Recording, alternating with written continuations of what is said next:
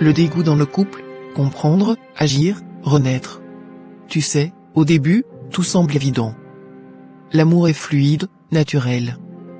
Chaque regard, chaque mot, chaque geste a du sens. Mais avec le temps, il arrive que quelque chose change. Ce n'est pas brutal, c'est insidieux. Le dégoût s'installe. Et quand il est là, il peut sembler impossible de revenir en arrière. Mais est-ce vraiment irréversible ? Le dégoût ne naît jamais par hasard. Il vient des petites blessures non soignées, des silences lourds, des attentes non comblées.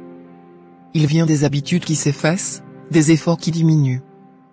Quand on cesse de se voir vraiment, quand on se contente du minimum, c'est là que tout commence à se fissurer. Pourquoi ? Parce que l'amour, ça se cultive. C'est un choix quotidien. Quand tu arrêtes de nourrir cette flamme, elle faiblit. Et ce vide, ce manque d'attention, laisse place à des sentiments négatifs.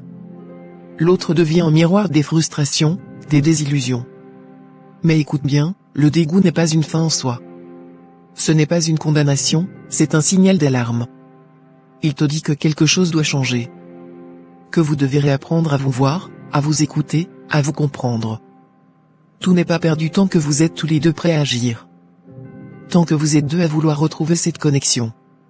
Ce n'est pas facile. Il faut du courage pour affronter ce qui dérange, pour mettre les mots sur les blessures. Mais si tu veux sauver ce que vous avez construit, alors il faut se battre. Reviens à l'essentiel. Rappelle-toi pourquoi tu as choisi cette personne. Parle, écoute, pardonne.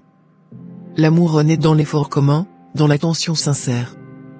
Et si tu y crois, si vous y croyez tous les deux, alors oui, le dégoût peut disparaître. Parce que l'amour, le vrai, est plus fort que tout. Gratitude.